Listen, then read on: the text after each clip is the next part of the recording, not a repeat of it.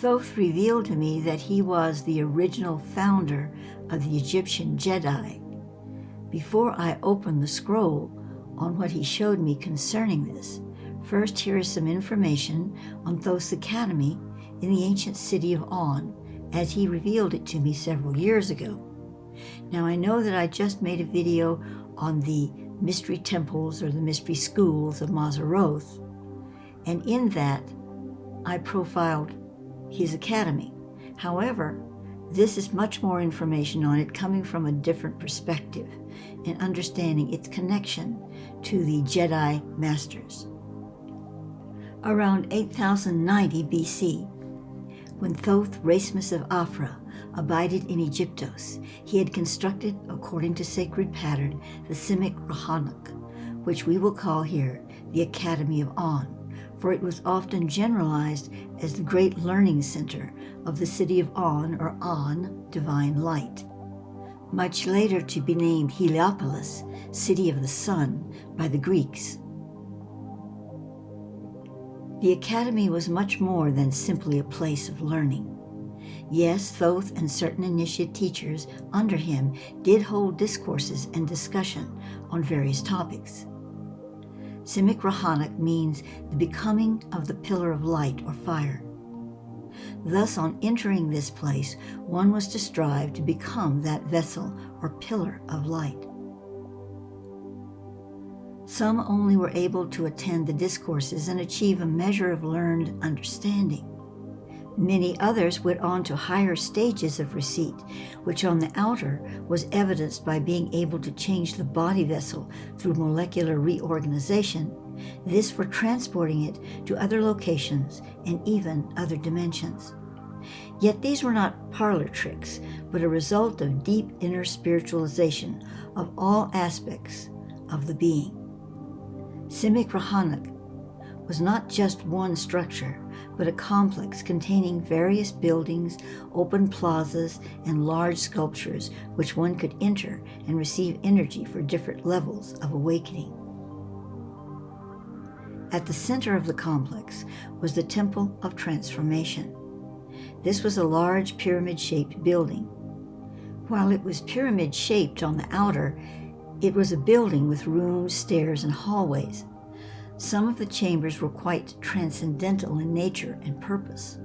Others were rooms for higher level instruction and initiation. Thoth Racemus came to the academy periodically, but for the most part it was operated by a council of master teachers under him. His guidance was, of course, paramount.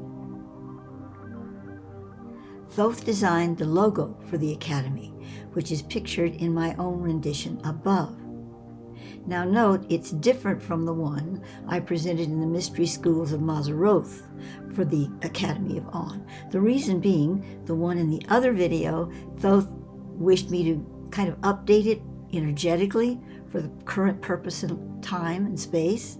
The one you're seeing here, which I made much earlier, is more like the actual symbol that they used in those days. It's a triangle resting on a T-square. These much later will become Masonic symbols, but Thoth first initiated them in esoteric symbology. The triangle representing unification and further delineation of the threefold creatrix of the universe, which in a later era would be seen as Father, Son, and Holy Ghost. But cosmically, as the threefold creatrix, it could be viewed as three white light holes which pour out the divine light for creating and organizing universes. The feather in the center of the triangle was the symbol for inscription of light language into the greater Akasha. The T-square for Thoth was the foundation or leveling place where all came together as a foundational formation in the earth. It is the anchor. The interlocking serpents within this symbol were to represent the creative power itself, found in all things in Earth's nature as a dual couplet of continual perpetuation. As one plays against the tension of the other, So that one takes on the tension and the other relaxes. Then this process is reversed. Altogether, this symbol was the defining synergy of universal continuity and unification. It has been shown to me that the Simic Rahanak now exists in Numis Om of the New Earth Star. That's the first level of the World System 2 we are entering, that Thoth calls the New Earth Star.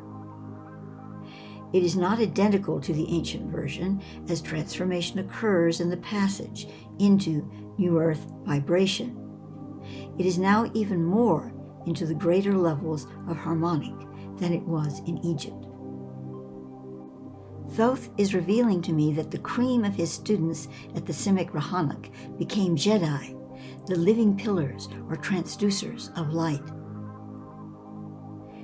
They entered a chamber called the Kofar, in which they underwent a form of chakra balancing and specific alignment, employing a Djed device, but this was only after years of intensive energy training. Once they completed the transformative procedure, they were ready to become wisdom teachers. According to the Thoth Akasha, the Uraeus was originally a symbol of Atlantean seers and mystics, and they were known as the Kofaris. Thoth, as a dweller of Atlantis, founded this order also and brought the symbol of the Uraeus to it as an identification of initiates of the high solar path.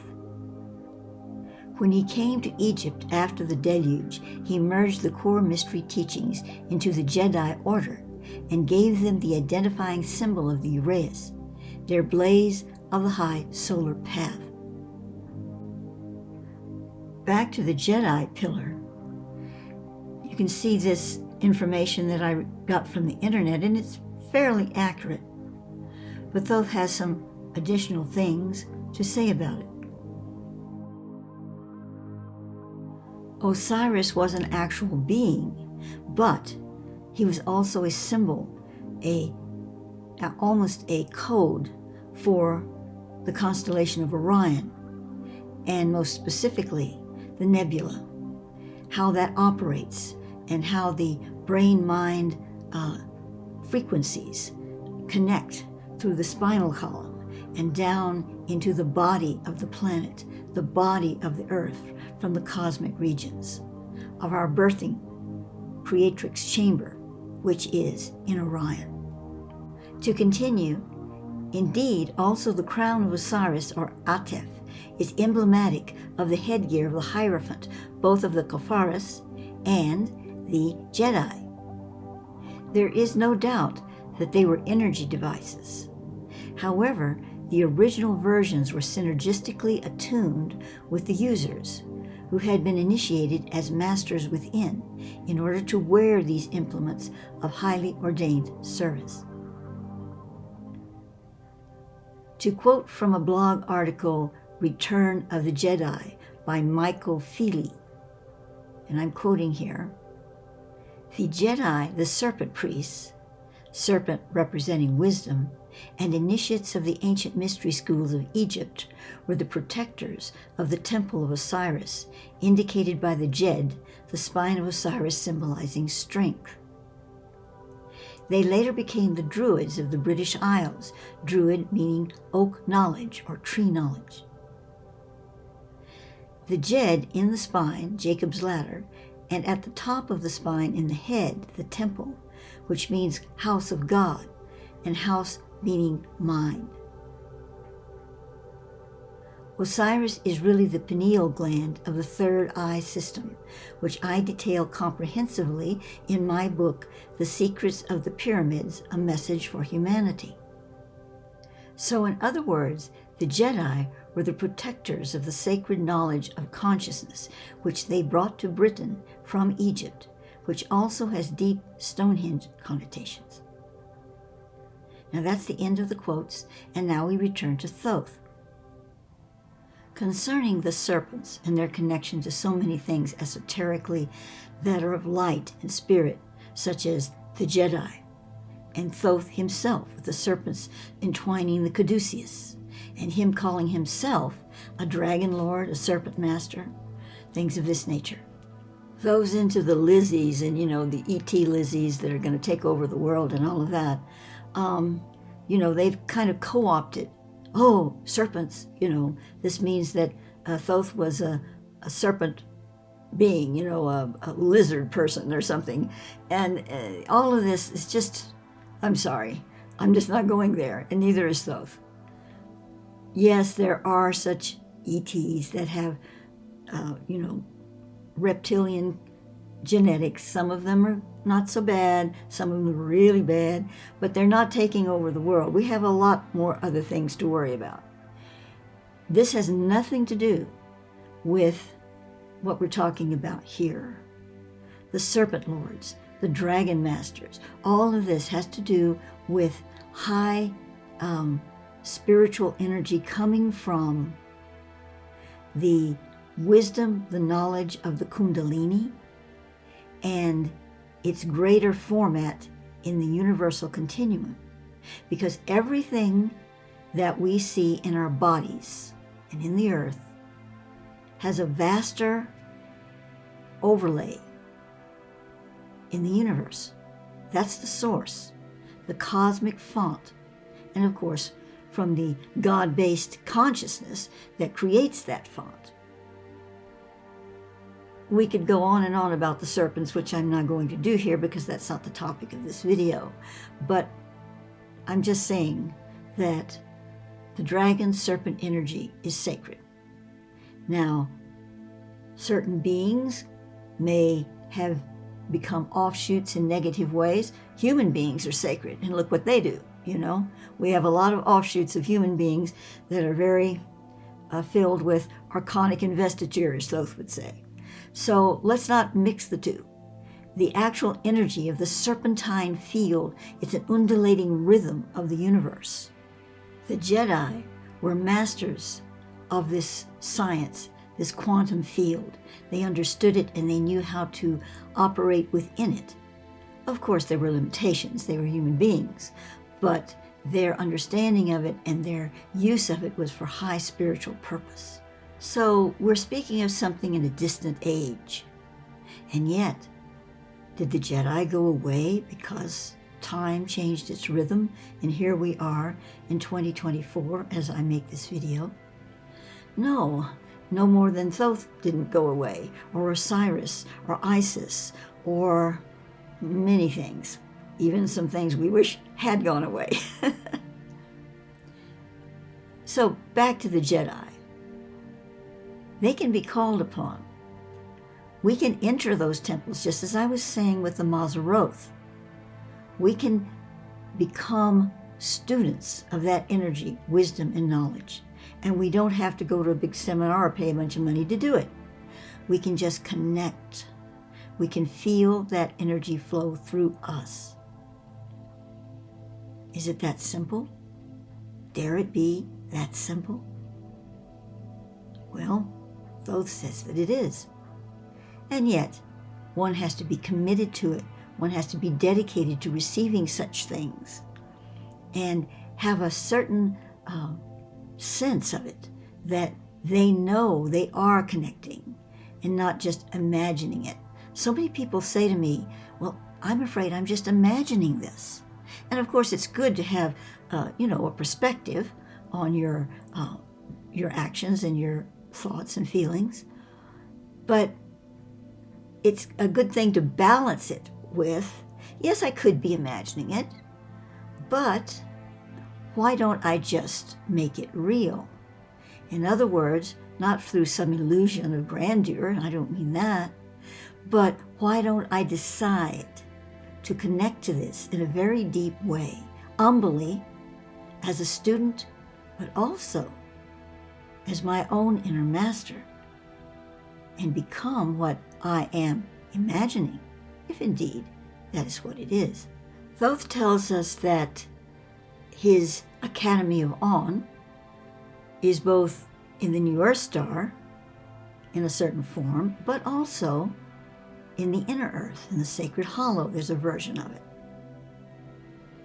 And there are also Jedi in both those academies, and other places. Again, they simply migrated their souls, their spirits, their consciousness to other locales. But they're all connected to us still, and to this planet, and to the ascension of this world from a world system 1 to a world system 2. This is their dedication. If you think about the Kundalini, it is a rising motion that takes us into a new systemic function within the body of being. In the New Earth Ark Foundation, which is still in its budding stages right now, it is the nonprofit that Thoth guided me to create, and it is for the purpose of teaching the teachers and allowing them to use the Thothic material as a basis for their own programs of light. So within this foundation, it is the intention to gather those who are very drawn to the Thothic sciences and wisdom and mysteries. They have an intrinsic feeling for it, an inner knowledge of it, and yet they also have their own insights, their own spiritual mission in life that seems to connect to the Thothic information. And they would be able to develop programs and studies that take one further into these sciences, to be able to actually form disciplines that perhaps could bring the Jedi and other things that Thoth speaks about into a reality in this world now, before the ascension, or at least to some degree. You know, there are levels to everything. And we're creating a preparation, a platform. I say we, Earth is, all light bearers on Earth. This is what, as Thoth has said, we were born to do. And so I feel I was born to do these things as well, and with Thoth's guidance to create the New Earth Ark Foundation while I'm still here, but it would live after me. I mention it here because this demonstrates how something like the Jedi order, the ability to connect to these greater fields of consciousness, could be developed. Not by me. I'm bringing through the basic understanding and the knowledge. It's for someone else to develop such programs. Just food for thought. The pillars in the Academy of On buildings had crystals inside them that were especially charged, which created a frequency of the Djed. The Djed, of course, was a tool. It was an energetic device. And so the pillars became those same energetic devices. It lifted the energy from below to above, and yet the above spread out like a lotus flower and transformed that energy, moved it to a higher calibration, and then brought it back down into the temple in that transformed state. In 1997, when I went to Egypt, Thoth guided the entire process. Everywhere we went was where he had wanted us to go. And we had a group of, my former husband Simeon and I had a group of about 16, 17, 18, I don't remember, people who we were facilitating this journey for. And so Thoth was giving some very specific locations to go to. And one of them was where the Academy of On had been, in Heliopolis. However, the Heliopolis on the map, the place that all the tourists go, that was not it. Thoth was very specific. He said, no, that is not the true Heliopolis. That is not the true ancient city of On. Thoth directed us to another location not too far from the one deemed to be Heliopolis. This other place had some little bit of ruins on it, just a few crumbled pieces you could barely see. Mostly there was some garbage there and a bunch of thorny plants, and it was right in the middle of a slum area. And it was considered dangerous even in 1997, so we had an armed guard with us. And certain members of the Egyptian Antiquities Department came with us. I'm assuming that they were very puzzled as to why we wanted to go there, and they just wanted to come along and see what happened. It was interesting because they were dressed in suits and ties, and the women had high heels on, not too high, but and dresses, and they looked very formal and businesslike. And they sat in the back of the bus and kind of peered at us very politely.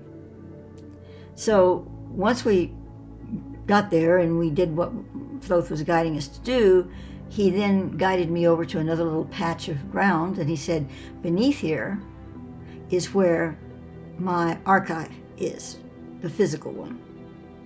So the guide, who was Egyptian, very well educated, went over and told the antiquities people. And all of a sudden, they came alive. They were gesturing and getting excited and everything, and he comes back and tells me, well, they knew something was under there that was important, but they can't get to it. Now, that's a mysterious statement. I mean, there are such things as shovels, But for whatever reason, that's what they told him. There was something very important under there, but they couldn't get to it. So this changed everything. When we walked back to the bus, one of them came up to me, a gentleman, and said he asked me if I had anything he could subscribe to, and I said yes. So he subscribed to my, I believe it was at the time, the Temple Doors, and the rest of them were so friendly and just smiling at us. So anyway, I've told this story before, but it's rather unique, and it does apply to the city of On, where, of course, the Academy of On was located.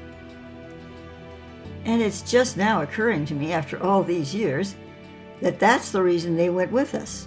They were wondering if I had a clue about this. I mean, why else would they go?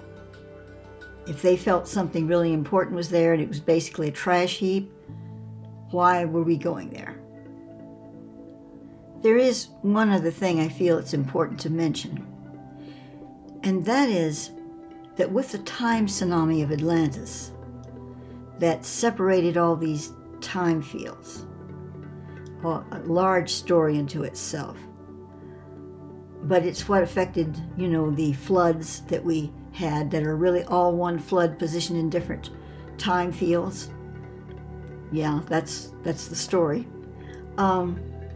So there are other things that were affected as well.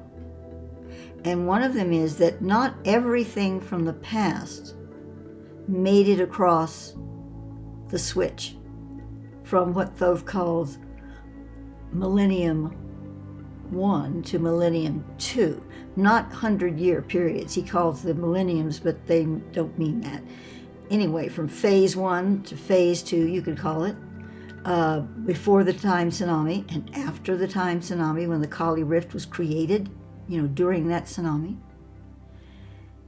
So not everything made it across.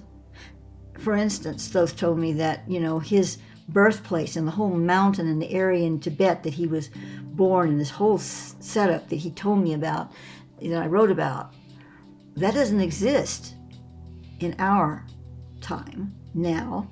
If we were to go over there and start digging for it, we wouldn't find it. And yet Atlantis does. There are remnants of Atlantis on the ocean floor, except for Ruta, of course, that ascended. And places like Göbekli Tepe that are very old, the Pyramid of Giza, and all of these other incredible pyramids that are out there that are part of the Pyramidus Radius. I don't know if all of them made it across, but most of them did. However, there are places that did not. And I don't know, I've not received any direct information if the city of On, or at least the Academy of On, made it across or not. Now, they said that they knew something was buried under there, and Thoth had said there was something buried under there. So did that remain and the rest of the city, or maybe just the Academy of On, not come across? These are questions I don't have answers for at the moment, but it's something I wanted to bring into the conversation. In conclusion, here are some additional activational images I created with Thoth's overlighting, following the theme of Thoth, the Academy of On, and the Jedi Masters.